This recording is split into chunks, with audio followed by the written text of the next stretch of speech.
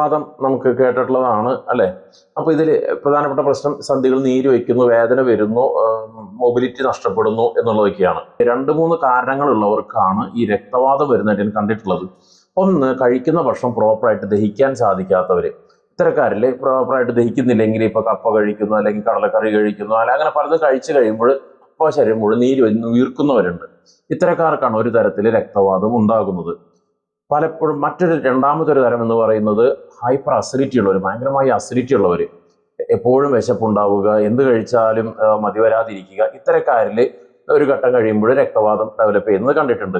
മൂന്നാമതൊരു കൂട്ടരാണ്, ആർക്കും വലിയൊരു പരിചയമില്ലാത്തതാണ്, ഞാൻ പലപ്പോഴും ചികിത്സയിൽ കണ്ടെത്തിയിട്ടുള്ളതാണ്, മൂത്രത്തിൽ പഴുപ്പ് ക്രോണിക് ആയിട്ട് നിൽക്കുന്നവർ. അതെങ്ങനെയാണ് മനസ്സിലാക്കുക എന്ന് വെച്ച് കഴിഞ്ഞാൽ, വെള്ളം കുടിക്കാൻ വൈകിയാൽ അപ്പോൾ മൂത്രത്തിൽ ഒരു ചെറിയ കടച്ചിലും ചെറിയൊരു മഞ്ഞ കളറും വരുന്നു, അല്ലെങ്കിൽ കിഡ്നി ഇരിക്കുന്ന നമ്മുടെ പുറം വശം കിഡ്നി ഇരിക്കുന്ന ഭാഗമുണ്ട്, അവിടെ പുറത്ത് നടുവേദന പോലെ വരിക, റീനൽ ആംഗിൾ എന്നൊക്കെ പറയും. പിന്നെ മറ്റൊന്ന്, ഹൈപ്പർ അസിഡിറ്റി ഉള്ള വ്യക്തികളിൽ തന്നെ അമിതമായിട്ടുള്ള മാനസിക സമ്മർദ്ദം ഉണ്ടെങ്കിലും രക്തവാതം ഉണ്ടാകുന്നതായിട്ട് കണ്ടിട്ടുണ്ട്.